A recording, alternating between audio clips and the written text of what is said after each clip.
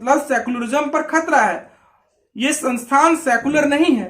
अगर वहीं कोई मुस्लिम नाम से अलीगढ़ मुस्लिम यूनिवर्सिटी है तो वहां ना इंशाअल्लाह वो तो सेकुलरिज्म की कहानी है, वो तो सेकुलरिज्म है। और हिंदू नाम मतलब इस देश की जो तमाम जो पिछड़े जो वर्ग हैं, जो धर्म है, जो जातियां हैं, उनके साथ कहीं ना कहीं भेदभाव है। एक सवर्णवादी सोच है, एक बहुसंख्यकवादी सोच है, इसलिए उसका नाम हिंदू है।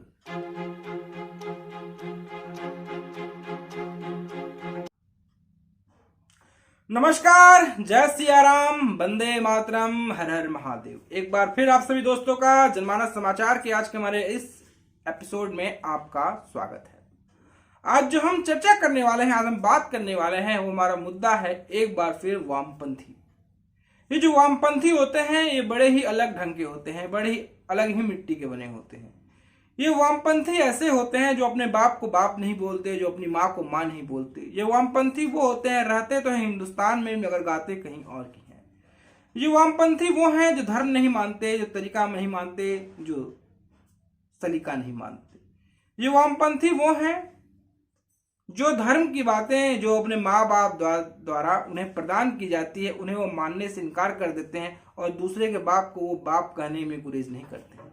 मैं कुछ विशेषताएं हैं जो वामपंथियों की मैं आपको बता रहा हूं। हमारे देश में एक गठजोड़ है, वामपंथी गठजोड़, और एक है इस्लामिक गठजोड़। इन दोनों का गठजोड़ खूब फलता फूलता नजर आता है।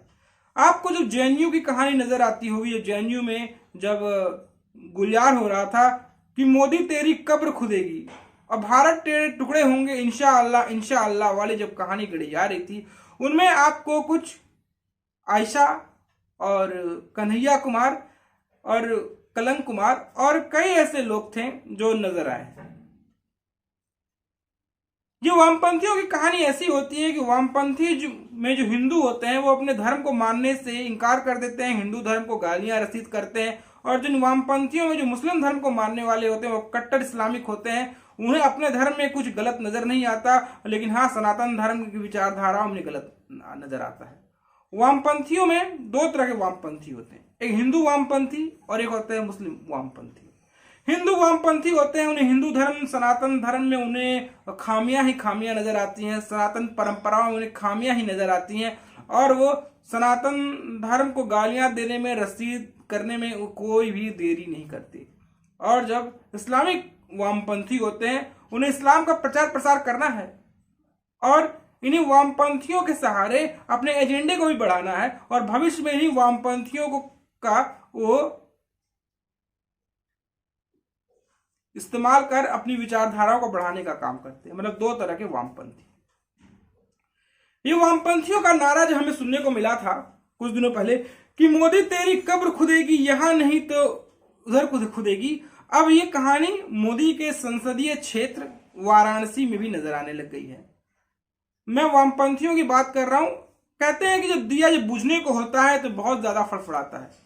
जब दिया में तेल जब होता है, जब पूरा लबालब होता है, तो वो धीरे धीरे मध्यम जलते रहता है। उसे पता है कि उसकी खुराक पूरी उपलब्ध है, तो उसे फड़फड़ाने की जरूरत नहीं है। जब किसी की जिंदगी की खुराक कम होने लग जाती है, तेल कम होने लग जाता है, जब घी कम होने लग जाता है दिया में, तो दिया फड़फड़ाने लगता है। उसे पता है कि जल्दी कि दिया कब कभी बुझने वाली है। कुछ ऐसे ही कहानी हमारे मुल्क में इन वामपंथियों की भी है। देश के सुप्रसिद्ध विश्वविद्यालय काशी हिंदू विश्वविद्यालय यानी कि बनारस हिंदू विश्वविद्यालय में नारे लगने शुरू हो गए हैं कि हिंदू तेरी कब्र खुदेगी।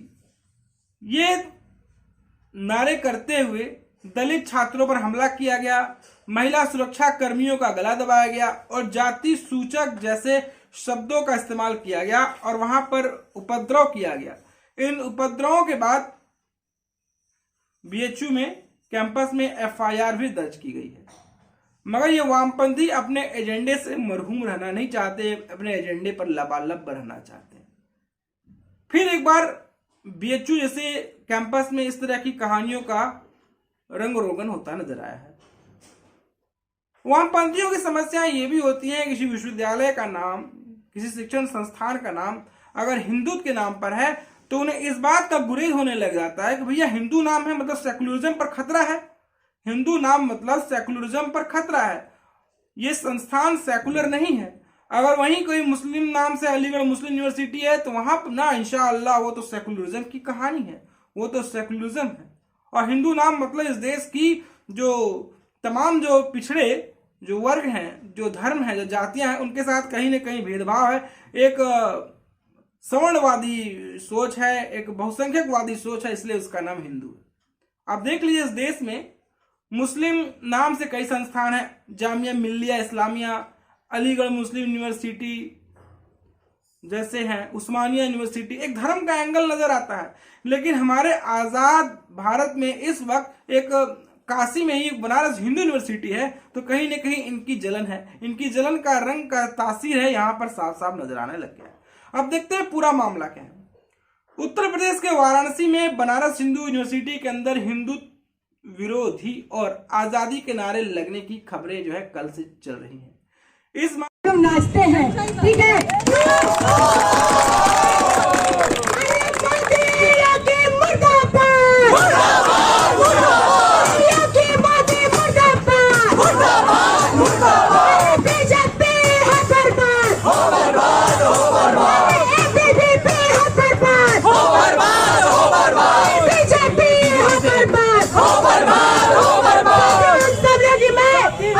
मामले में पुलिस ने कुल 17 शख्सियत को नामजद किया है और अन्य अज्ञात लोगों पर पुलिस द्वारा एफआईआर भी दर्ज की गई है।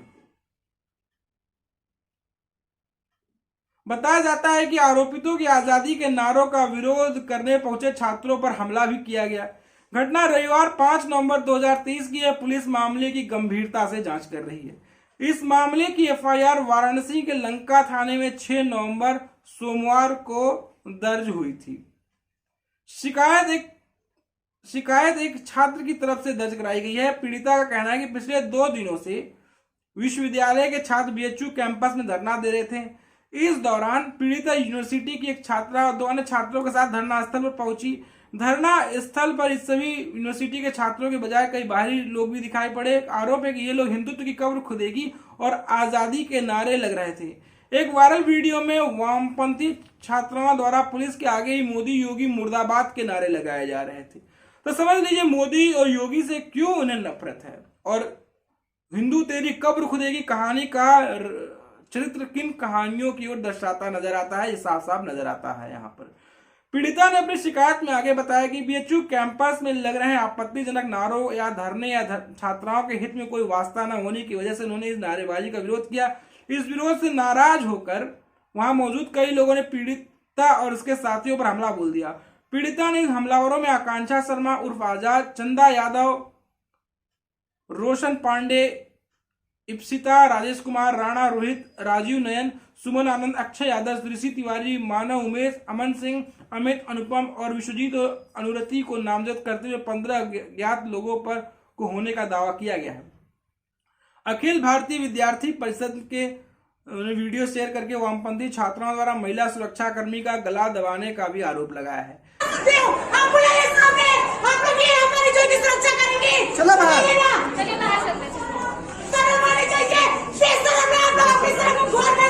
ये हो रहा है बीएचयू प्रशासन में। कल को इनकी बेटियों के साथ जब होगा ऐसा तब इन्हें समझाएगा। शिकायत में पीड़िता ने आगे बताया कि हमलावरों की भीड़ ने उन्हें उनके साथियों को घसीट कर मारा।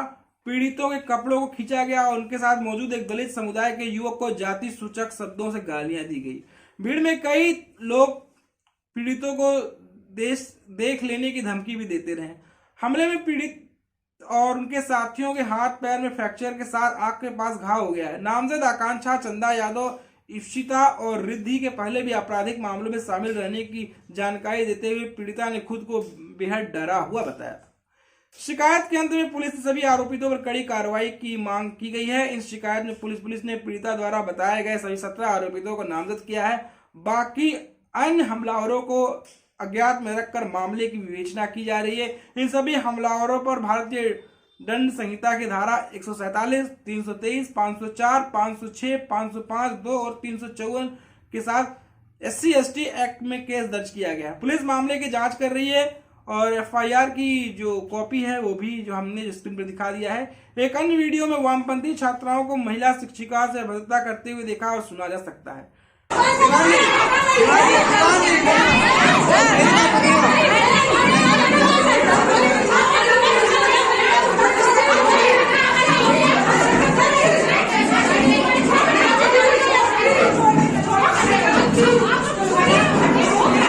पीड़ित है एबीपी से हमलावर वामपंथी हैं। इस मामले में अखिल भारतीय विद्यार्थी परिषद एबीपी के पदाधिकारी अभय प्रताप सिंह ने बात की। अभय ने इस मामले में बताया कि हमलावर छात्रों में कुछ एनएसयूआई और तमाम आयशा के हैं। छात्र आकांक्षा भगत सिंह स्टूडेंट मोर्चा से बताई गई है। अभय का दावा है कि इन संगठनों और नक्सलियों के रिश्तों की जांच खुफिया एजेंसियों कर रही हैं।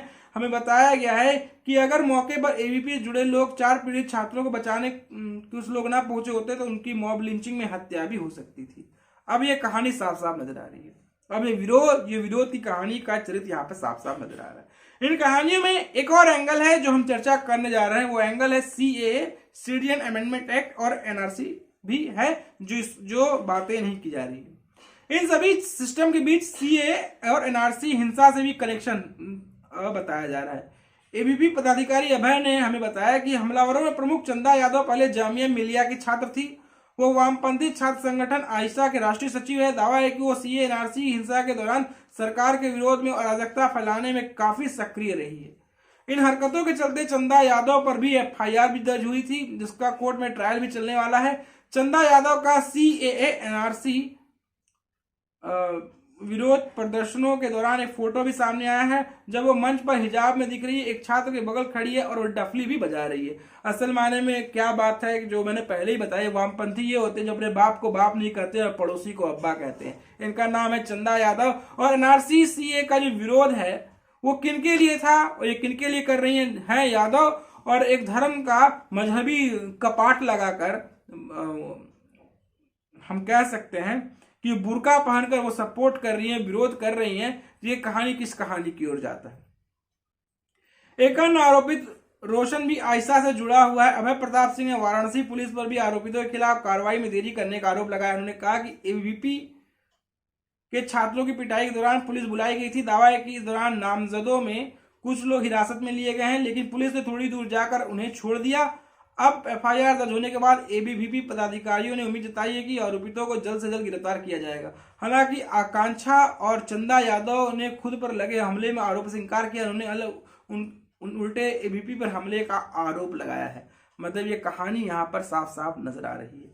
और रही बात कि भारत तेरे टुकड़े होंगे, इंशाअल्लाह इंशाअल्लाह, मोदी तेरी कब्र खुदेगी, हिंदुओं भारत छोड़ो, जिस तरह के नारे लगाने वाले कुछ दिनों पहले आपको याद होगा कि दिल्ली के एक विश्वविद्यालय में भी इस तरह के नारे हुए थे, हिंदू विरोधी बातें कही गई थी, हिंदू भारत छोड़ो, या फिर ब्राह्मण भारत छोड़ो, ब्राह्मणों भारत छोड़कर चले जाओ। इस तरह की कहानी, इस तरह का चरित्र नजर आता है। ये इनमें वो सेकुलर हिंदू होते हैं, वो माँ बाप होते हैं जो अपने बाप को बाप नहीं कहते हैं, जिनके माँ बाप अपने बेटे को अपने धर्म के बारे में नहीं बताया, जो अपने कर्म के बारे में नहीं बताया। उनमें ये लोग शामिल हैं जो अपने मजहब को तो बढ़ा चढ़ाकर बताते हैं, द रिलीजन ऑफ पीस, और गैर मजहबी लोगों के साथ जो है वो सौतेला व्यवहार करते नजर आते हैं। ये कहानियां, ये चरित्र साफ साफ नजर आ जाती है। और रही बात बनारस में, बनारस जो खुद है मोदी साहब का संसदीय क्षेत्र है, सांस्कृतिक राजधानी है हिंदुस्तान की, और बीएचयू कैंपस में हो रहा है। कहीं ना कहीं ये एक एजेंडे के तहत किया जा रहा है, कहीं ना कहीं एजेंडे की कहानी को दर्शाने की कोशिश की जा रही है।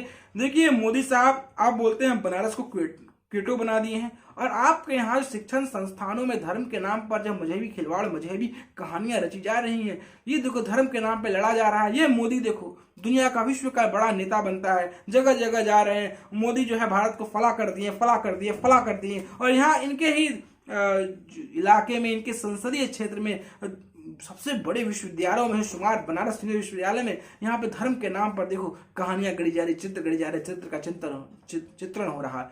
ये सब बातें साफ साफ नजर आती हैं।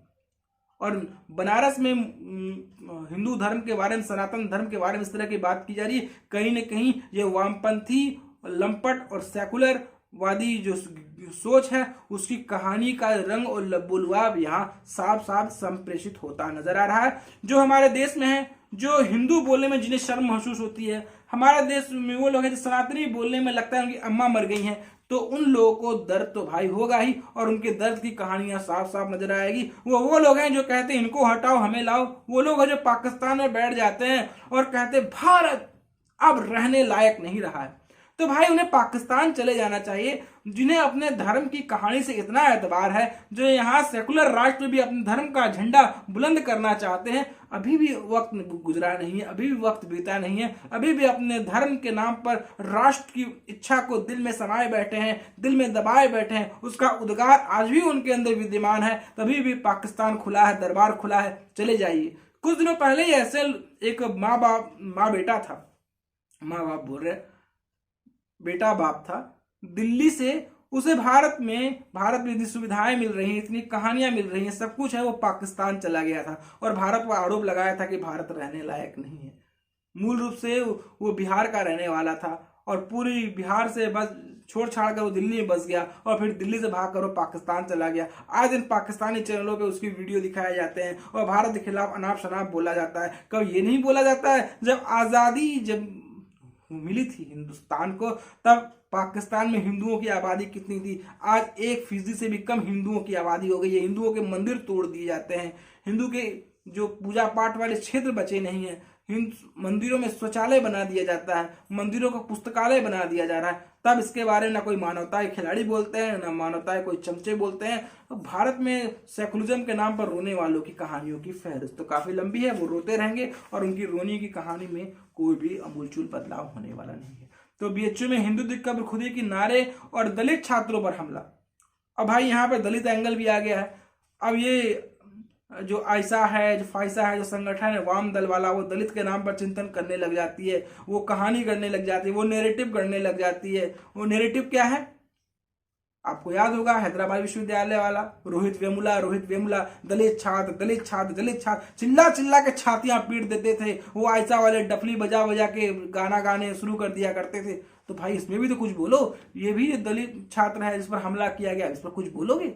नहीं बोलोगे, क्योंकि हिंदू को तो पहले ही जाति के नाम पर बांट दिए गए हैं, जाति का जनगणना करा रहे हैं। सामाजिक जनगणना कब कराइएगा? कुछ नया रोजगार नहीं दे सकते हैं। राजनीति के नाम पे वो 10वीं फेल भी है, वो जातिगत जनगणना की बात करता है। भाई जिसको 10 पास नहीं, एक मामूली सी जो क्वालिफिकेशन होती है 10 पास का, वो 10 पास नहीं कर पाया और यहाँ मुख्यमंत्री उप मुख्यमंत्री बना हुआ बैठकर जातिगत जनगणना की बात करता है। नाम लेना जरूरी नहीं है, आप खुद समझ गए होंगे यही बिहार है, यही भारत है और यही देश है। और यही वो लोग हैं जो विदेश की यात्रा करते नजर आते हैं, विदेश भर में दौड़ते हैं, उन्हें भारत के बारे में पता नहीं। एनसीसी के बारे में पूछने पर एनसीसी उन्हें पता नहीं कि एनसीसी क्या होता है। विश्वविद्यालय में पूछा जाता है एक शख्स से, वो एनसीसी के बारे में बता नहीं पाता है और देश भर में घूम घूम के बोलता है कि संविधान खतरे में है, मोदी संविधान खत्म कर दिए हैं। वो कहता है कि उत्तर प्रदेश वालों को तो दिमाग ही नहीं है। जो उत्तर प्रदेश में चुनाव हार जाता है और हाल फिलहाल में जो सनातन धर्म के खिलाफ उसकी भावनाएं जो हीन भावना से ग्रस्त हैं, और वो केदारनाथ भी जाता है, ना जाने भावना में कौन सी जज्बात लेकर जाते हैं। वो अपने आप को क्रिप्टो क्रिश्चियन बने फिरते रहते हैं, ना जाने सनातन धर्म की विचारधारा में रहकर वो क्या ढूंढने निकलते हैं।